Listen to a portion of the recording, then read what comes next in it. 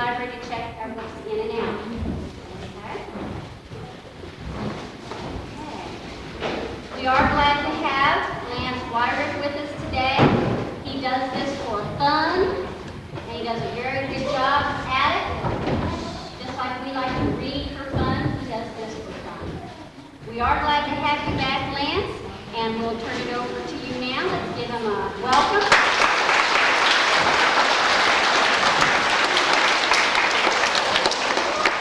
Hey, my name's Lance Weirick. I'm with the Friends of JC. Does anyone know what the initials JC stand for?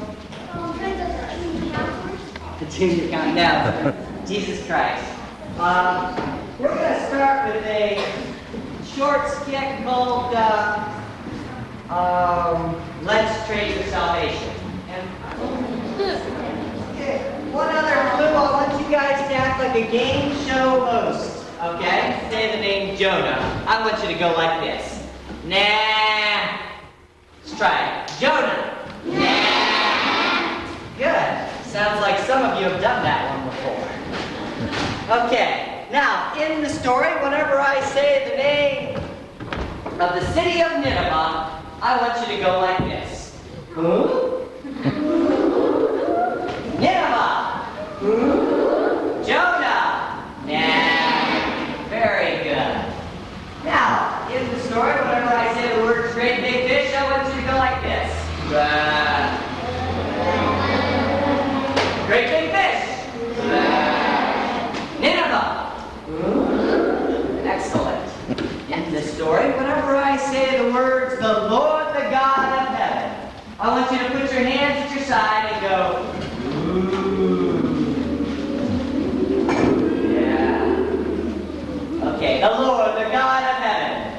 Ooh. Great big fish. All right. Last of all, I'm going to need your help in order to make a storm.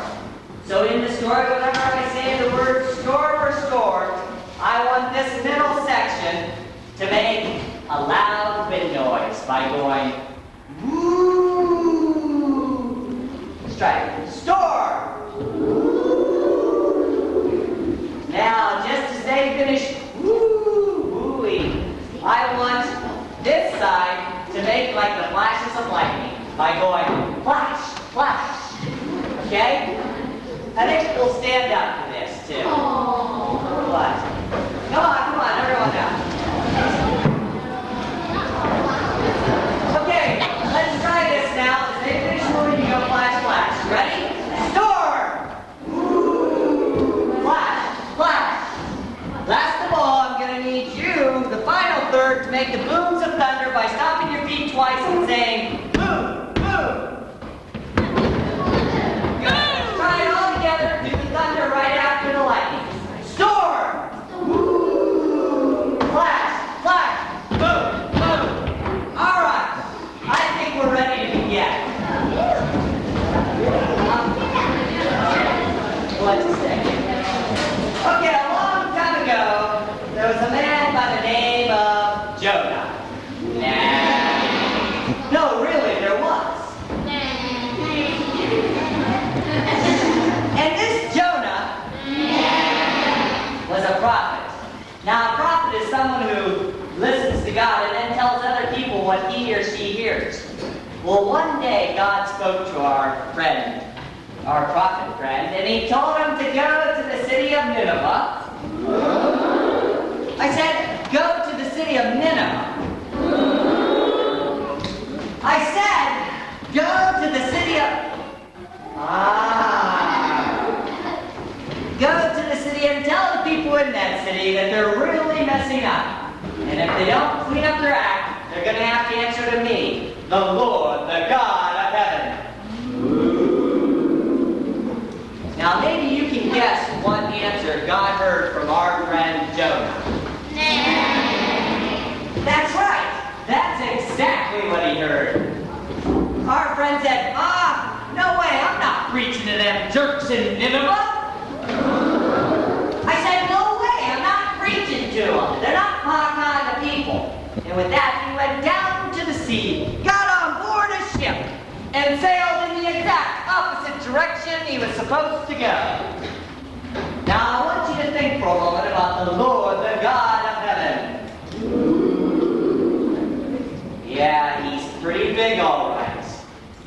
fact, God is everywhere. So it was really silly to try to run away from him. And as soon as that ship got out to sea, God hurled straight at it a great big storm. Flash, flash, boom, boom. And it stormed. Flash, flash, boom, boom. And it stormed. Flash, flash, boom, boom. And just when you thought it had to stop, it stormed some more. Flash, flash, boom, boom. Finally, one of the sailors on the boat said, maybe there's somebody on board this ship that's done something wrong, and that's what's causing this terrible weather. Well, it didn't take him long to figure out who it was. It was Jonah. Oh, yes, it was. And they asked him, can you tell us why this is happening to us? Where do you come from? And what do you do? And the prophet answered, I am a Hebrew, and I worship the one who created both the sea and the dry land. For I worship the Lord, the God of heaven. Yeah, when the sailors heard that, they were pretty scared, all right. And they asked him, what must we do to make the ocean calm down? And the prophet answered, you must throw me overboard. Well, the sailors didn't want to do that, so they tried even harder to row the ship to dry land. But the sea grew rougher and rougher, and the wind blew harder and harder, and the waves got bigger and bigger until finally they had to pick up the prophet and throw him overboard into the sea. And as soon as they did, the storm, flash, flash, stopped. Now maybe you think that was the end of our friend Jonah. Yeah, you're right again. You see, even though the prophet was out on the ocean, God gave an order that it be swallowed up by a great big fish. Yes, for 3 days and 3 nights he was inside the belly of that beast. And then in his great affliction, his spirit cried out from within. And he spake it out unto the Lord, saying, please get me out of this great big fish. And the Lord spoke again, and he said, he spoke again, and the mouth opened on that great big fish. And out popped our prophet friend onto the shore. Well, he knew exactly where he had to go. He went straight to the city of Nineveh. Yeah, that's right, that's exactly where he went. And he told the people, he said, you have 40 days to clean up your act, or this city will be destroyed. And do you know what happened when the people heard what the prophet had to say? They believed him, and they stopped doing bad things. And as soon as they did that, God forgave them. And do you know what our friend said? He said, God, what did you go and do that for? That's just like you always forgiving people. I was kind of hoping I could see you trash this whole place.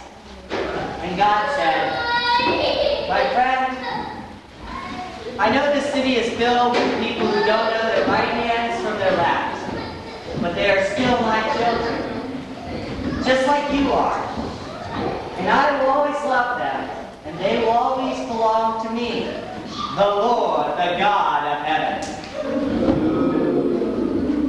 And that is the story of how the city of Nineveh was saved by Jonah, because the Lord, the God of heaven, sent Jonah to Nineveh, even though the Lord, the God of heaven, had to convince Jonah with a great big fish in a storm. Flash, flash, a really big storm.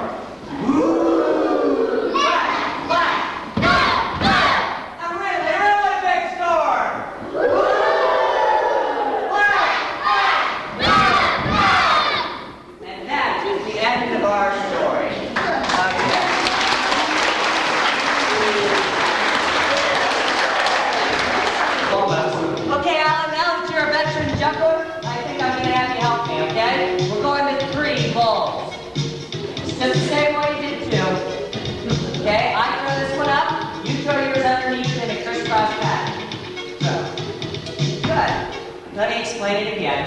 Okay. I'll throw this one up, you throw yours underneath it, and then you catch the one that I throw to you. Okay? Yeah! All right.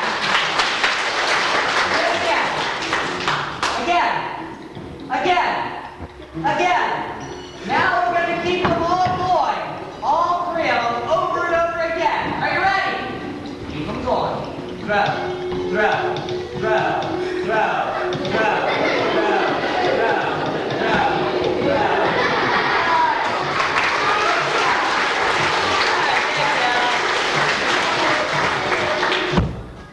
Okay. Now moving on to some large projects. Demonstrate that we have a real Cub Scout night.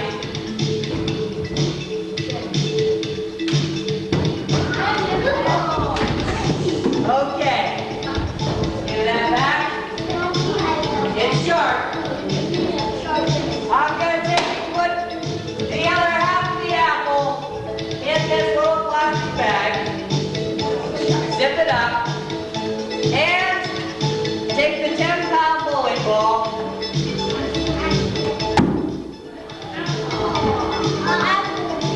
Yeah, applesauce.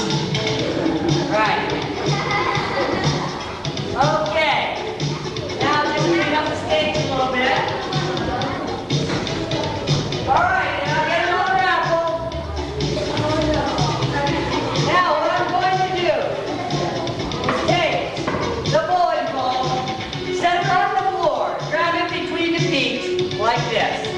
Then I'll kick this 10-pound bowling ball up into the air over my head. Whoa. Thank you. Thanks for sharing that. Okay. Then, once it is gone behind the back, over the head, I'll throw the apple and machete up into the air and begin juggling all three options. Throwing the apple on the leg, the machete on the leg, the bowling ball on the leg, the bowling ball behind the back, and catch the apple on the machete under the leg like this. Okay. Okay, all right, we'll try. Now, when I first started juggling the bowling ball, I didn't do too good. No, I had some trouble, in fact. And I went to the Lord in prayer. I said, God, you're the miracle man. I said, God, I need a miracle. I need a miracle. I need it right now, and I'm coming to you so I can tell you how I want it done, okay? I said, God, I want hands, and arms, and a chest the size of Arnold Schwarzenegger. Just pack those babies up there. God, I want hands the size of Michael Jordan so I can palm this bowling ball. And God, I want it all. And I want it all right. Yeah, I wanted to say that, but I didn't. Because you know what? God works in his own time, you know? You just can't rush God and say, I want this now. I figured God needed time. So I gave him timing. At the count of 3. I want the arms, the chest. 1, 2, 3. God, in his infinite wisdom and power, gave me, blessed me with this. Now don't tell me God doesn't have a sense of humor, okay? Does this look like the body of Arnold Schwarzenegger? Yes. Thanks, you guys. Thanks. So the truth is, God left me with the body of Tweety Bird. Hey, don't laugh. He's gonna do the same thing for some of you guys out there. But you know what? I'm really glad he left me just like I am. Because if he'd given me hands the size of Michael Jordan, put a pair of white gloves in these hands, I look like Mickey Mouse, you know? But I found out that God could take me right where I was at and make me into who I needed to be. All I had to do was change the inside. And I began to believe in a God because I realized something. He believed in me. How many of you know God believes in you? Yeah, how many of you know God believes in you at a time when nobody else does? When you stop believing in yourself. Yeah. All right. There we go. Bowling ball behind the back, over the head. And maybe into that beat. Okay. Here. Oh, great. He wants to see it too. Okay. Count of 3. 1, 2, 3. got it! Okay, we're into it. First the apple under the leg. Now the machete under the leg. Got it? And last of all, the apple under the leg.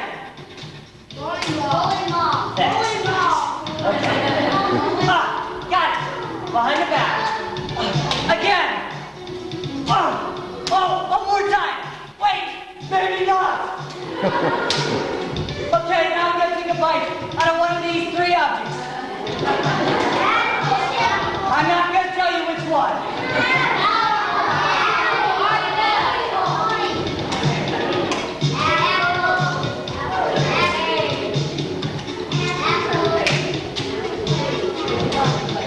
Got it. Yeah.